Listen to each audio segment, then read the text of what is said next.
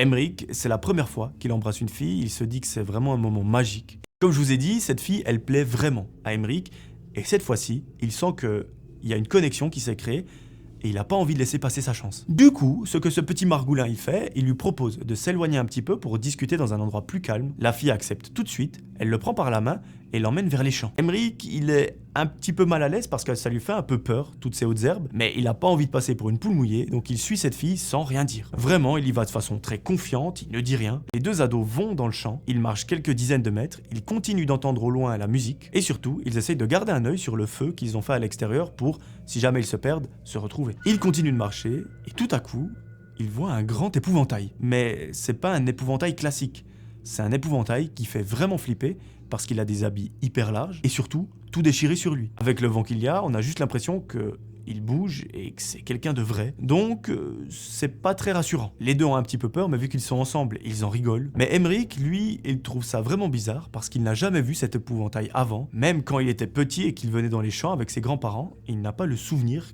qu'il était là. Mais bon, c'était il y a quelques années quand même, donc a priori, c'est rien de dangereux, donc c'est pas si grave. Sauf que ce qui rend cet épouvantail vraiment bizarre, c'est qu'au lieu d'un sac sur la tête, il a un masque en bois. Du coup, ce que font les deux, c'est qu'ils s'éloignent un peu parce qu'ils trouvent ça un peu flippant et pas très rassurant.